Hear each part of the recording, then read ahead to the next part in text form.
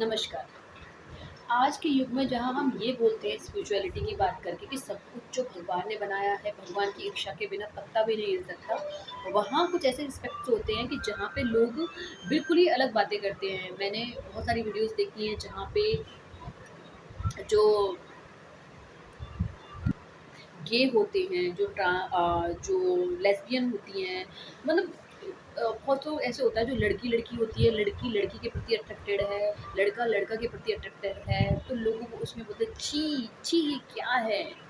लड़का लड़के के प्रति अगर अट्रैक्ट महसूस करता है तो बोलते हैं छी ये सब क्या है? मतलब इन लोगों को मेरा मन करता है छी इनको देख के मुझे उल्टी आती है।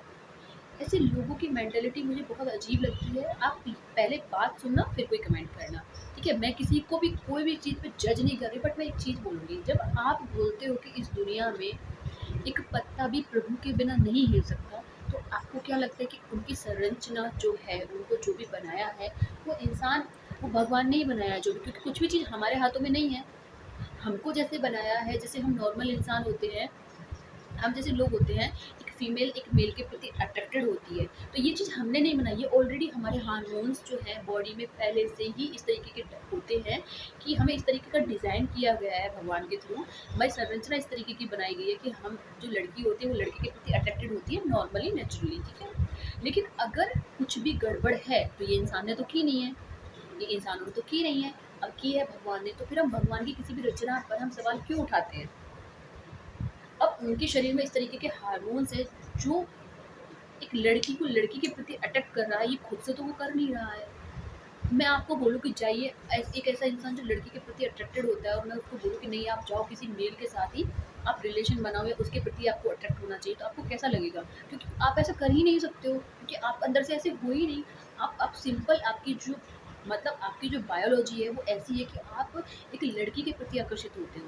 इसी तरह से उन लोगों के अंदर इस तरीके का हार्मोन्स है, इस तरीके की संरचना है उस तरीके की कि वो लड़का लड़के के प्रति अट्रैक्ट हुआ, तो इसमें हमें सवाल कहाँ हो जाता है? फिर आपको घिन आती है। आप इंसानों को देख के घिन कर रहे हैं, आपको इंसानों को देख के घिन आती है, कैसे हो आप?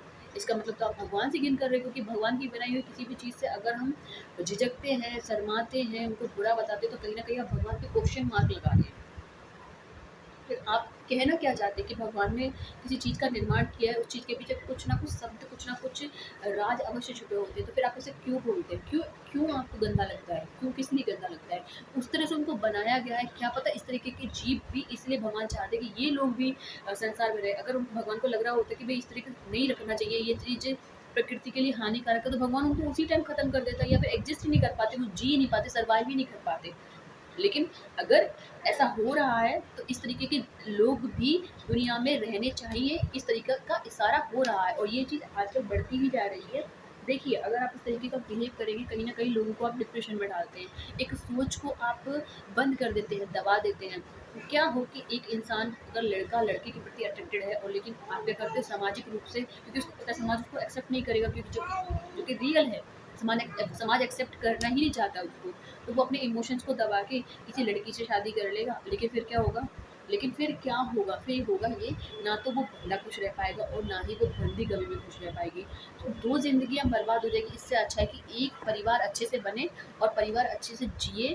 तो आप क्या चाहते हैं कि मतलब कोई इंसान आपकी वजह से अगर कोई इंसान दुखी हो, आप ये चाहते हैं, आप किसी के दुःख का कारण क्यों बनना चाहते हैं? हम सामाजिक इंसान हैं, हम समाज में रहते हैं, हम किसी का अच्छा ही करें तो अच्छा है। अगर हमारी वज़ह से कोई खुशियाँ ले पा रहा है तो इससे अच्छा चीज़ क्या है? कृपया अपनी सोच को बदलें, प्लीज़।